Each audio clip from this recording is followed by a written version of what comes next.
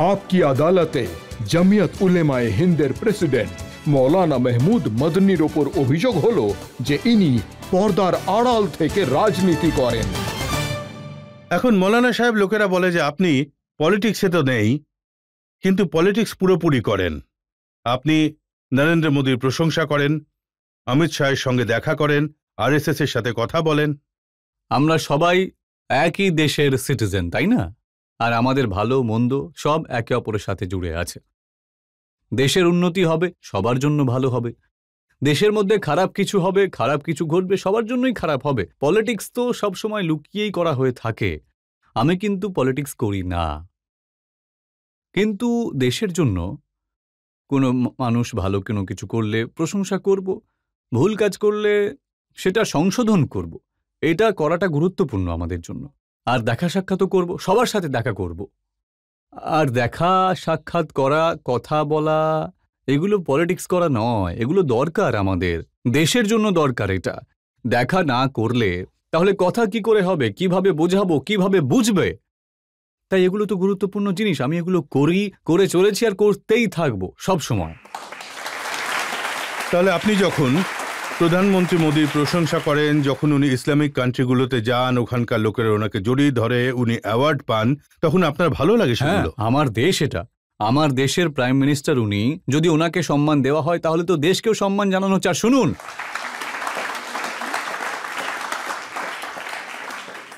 এখানে আমার ওনার পলিসিগুলোর সাথে সম্পূর্ণতা মতানৈক্য আছে আর থাকবেও। ডিসএগ্রিমেন্টস আছে, প্রায় অনেক জিনিসের বড় বড় ডিসএগ্রিমেন্টস আছে। কিন্তু দেশের বাইরে গেলে যদি কেউ অসম্মান করার চেষ্টা করে তাহলে আমার জীবনটাও ওনার জন্য উৎসর্গ করতে পারি, লড়াই করব পুরোপুরিভাবে।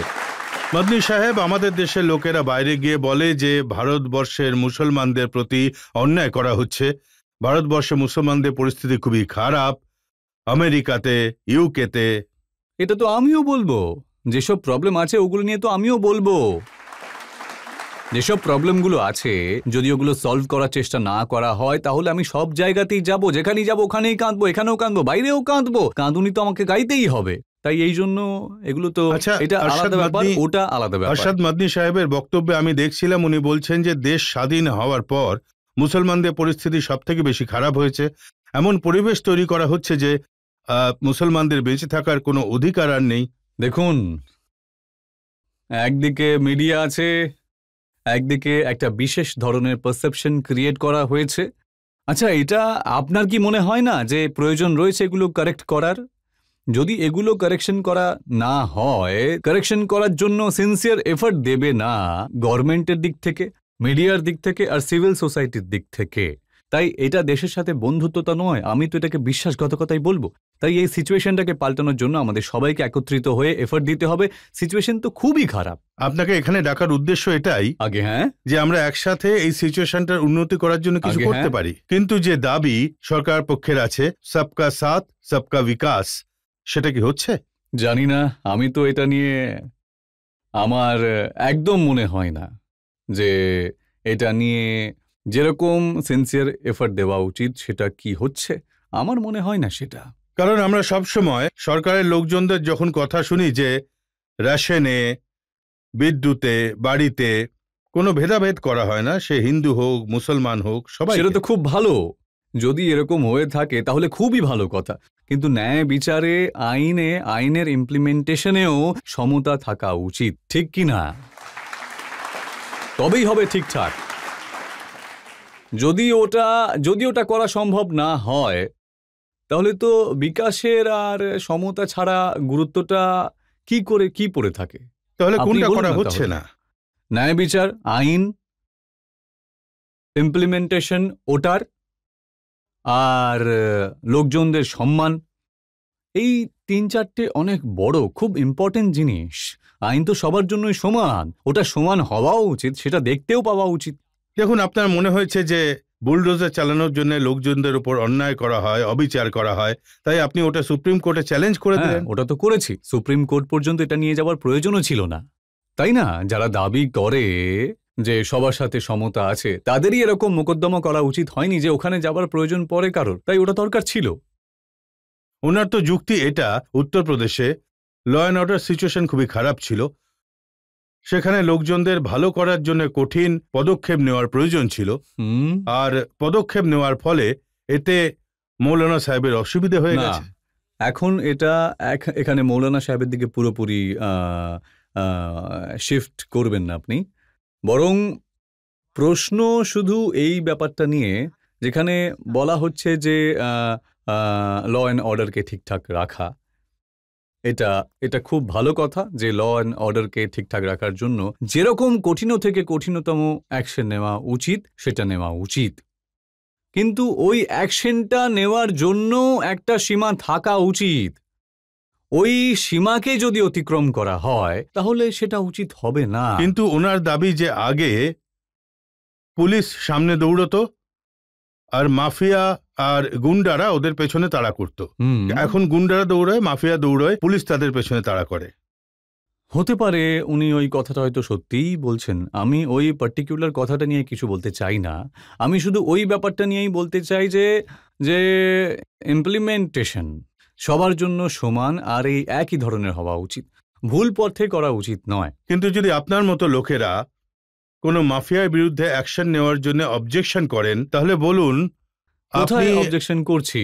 অ্যাকশন নেওয়ার জন্য করছি না, সীমা অতিক্রম করার জন্য করছি। এখানে শুধু মাফিয়ার ব্যাপারটা তো নয়, সাধারণ মানুষজন, এখন সে অভিযুক্ত, অপরাধী নয়, কোথাও কোনো জায়গা থেকে কনভিক্ট হয়নি।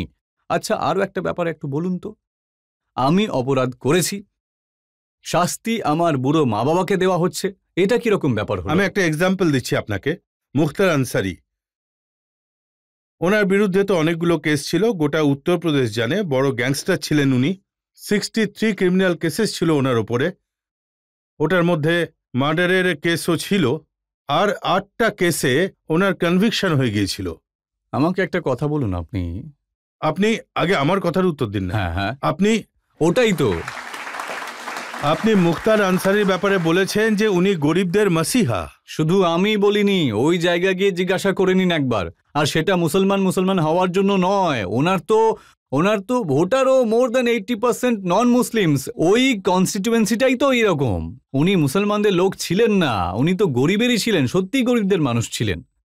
এখন ওই কেসেস আছে, কতগুলোতে কনভিক্ট হয়েছে, সেটা নিয়ে আমি বলছি যে এটা নিয়ে আমার কাছেও কিছু রিসার্চ রয়েছে, যতটা আপনি রিসার্চ পেশ করেছেন আমার কাছেও কিছু রিসার্চ তো রয়েছে, আমি ওগুলো পেশ করে দেখাবো। বলুন আমাকে কি রিসার্চ আছে? গরিবদের মাসিহা ছিল।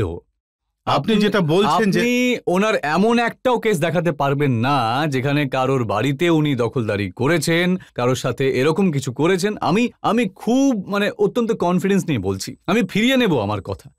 ওনাকে এখন ওনার যে ভাই পার্লামেন্টের মেম্বার হয়েছেন, ওই কনস্টিটিউয়েন্সি সিচুয়েশনটাকে আপনি একটু দেখুন, ওখান থেকে কোনো মুসলমান হয়েও তো জিততে পারবে না। না, আমি হিন্দু মুসলমানের কথা বলছি না, কিন্তু আপনি তো ওই কনটেক্সটে আমাকে প্রশ্ন করছেন, কারণ তাই না? ওনার ব্যাপারে বলেছিলেন, তাই জন্য আমি আপনাকে জিজ্ঞাসা করছি। আমি তো বলবো, আমি বলছি আজকেও বলছি, পুলিশের রেকর্ডে আছে, ওটা আদালতের রেকর্ডে আছে। ঠিক আছে, আদালতের রেকর্ড আছে, আর আদালতের অন্য রেকর্ডও আছে, অনেকগুলো কেসে ওনাকে ওটাও দেওয়া হয়েছে। হ্যাঁ, আমি শুধু ওই কেসগুলোর কথাই বলছি যেগুলোতে উনি শাস্তি পেয়েছেন। তো ঠিক আছে, শাস্তি হয়েছে তো শাস্তি হয়েছে, উনি তো শাস্তি ভোগ করছিলেনই, কিন্তু কোনো মানুষের মধ্যে যদি ভালো কিছু থাকলে তাহলে ওই ভালোটাও ভালো বলা উচিত। আপনি বলছেন যে উনি গরিবের মাসিহা ছিলেন, কোর্ট ওনাকে শাস্তি দিয়েছে। এখন আপনি একটা কথা বলুন, আপনি বললেন আপনি মোদি সাহেবের প্রাইম মিনিস্টার প্রশংসা করেন, আপনি এটা চান যে আমি ওনার প্রশংসা করব না আর সবসময় নিন্দা করতে থাকি, এটা কি করে সম্ভব? কখনো প্রশংসাও হবে ভালো কাজের জন্য, কোনো ফোরাম এরকম হবে যেই ফোরামে আমাকে ওনার প্রশংসা করতে হবে, আর এমন কোনো ফোরামও থাকবে যেখানে আমায় ওনার ব্যাপারে, ওনার কাজের ব্যাপারে এমন কিছু বলতে হবে যেটাতে আমি ডিসএগ্রিমেন্ট করি। তাই আলাদা আলাদা ফোরামে আলাদা আলাদা সুযোগে কিছু একটা কথা বলা হয়ে থাকে। উনি মারা গেছেন, তাই যখন একজন মানুষ মারা গেছেন, মুখতার আনসারি সাহেবের ব্যাপারে কথা বলছি, উনি মারা গেছেন, তাই ওনার জীবনে যে ভালো দিকগুলো রয়েছে আমাকে তো সেগুলো বলতেই হবে।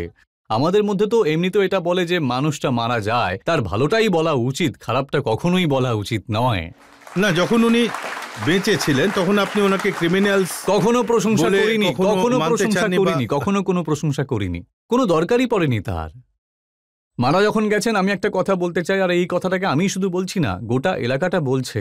কারোর সাথে ডিসএগ্রিমেন্ট হওয়ার মানে তো এটা নয় যে পুরোপুরি সে খারাপ হবে, আর কারোর সাথে এগ্রি হওয়ার এটা মানে নয় যে সে টোটাল ভালো হয়ে গেল। ভালো কাজও হয়, খারাপ কাজ, আমারই তো কাজের 100টা ভুল আপনি বার শুধু করছেন। একটা কেস, কিন্তু এটা ছাড়া উত্তরপ্রদেশে মাফিয়াদের বিরুদ্ধে, গুন্ডাদের বিরুদ্ধে অ্যাকশন নেওয়া হয়েছে, এনকাউন্টার হয়েছে, সিচুয়েশন বেটার হয়েছে। এটা কি আপনি এগ্রি করেন? আমি পার্শিয়ালি এগ্রি করি, অবশ্যই এগ্রি করি। আর ভালো কাজকে ভালো পদ্ধতিতে ভালোভাবে নেওয়া হয়, আর সেটার সীমাও থাকুক। এই পারসেপশনটা যাওয়া উচিত নয় যে এটা কোনো বিশেষ শ্রেণীর বিরুদ্ধে করা হচ্ছে না, ওরকম হেসে হেসে, না প্রশ্ন করে, না প্রশ্নের ওরকম বিশেষ উত্তর দিয়ে। তাই খুব ভালো ব্যাপার, সবার জন্যই হওয়া উচিত। খুব ভালো কথা বলেছেন, সত্যি খুব ভালো কথা। পাবলিকের মধ্যে থেকে কোনো প্রশ্ন?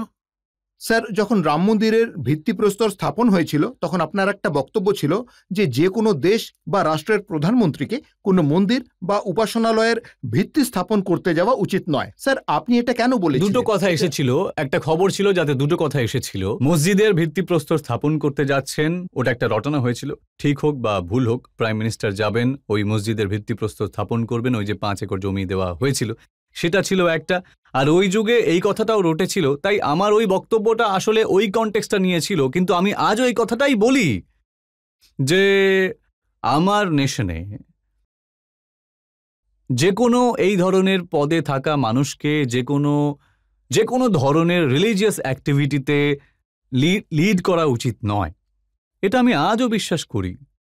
ওই কনটেক্সটে নয়, বরং এটা একটা জেনারেল ওপিনিয়ন, আর আমি এটা নিয়ে আজও আপনাদের মধ্যে বিদ্যমান। না দেখুন, ওই বক্তব্যটা অন্য কনটেক্সটে নিয়েছিল, কিন্তু তা সত্ত্বেও আমি এই কথাটা বলছি যে কোনো রিলিজিয়াস ব্যাপারকে লিড আমাদের দেশে না এরকম পদে থাকা লোকজনের করা উচিত নয়।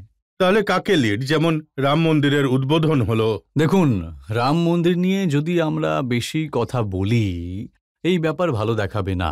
এটা আবার ওই ভাঙা গড়ার বিষয়টা থেকে একটু বাইরে বেরিয়ে যায়, আর আমার এটা ডোমেন নয়। ইনি প্রশ্ন করে ফেললেন, আমি এর উত্তরটা দিয়ে দিলাম। এটা তো সুপ্রিম কোর্টের সিদ্ধান্ত ছিল, ঠিক আছে, ওই সিদ্ধান্ত কি করে এলো, কিভাবে এলো, এটা নিয়ে ভালোভাবে তর্ক করা যেতে পারে।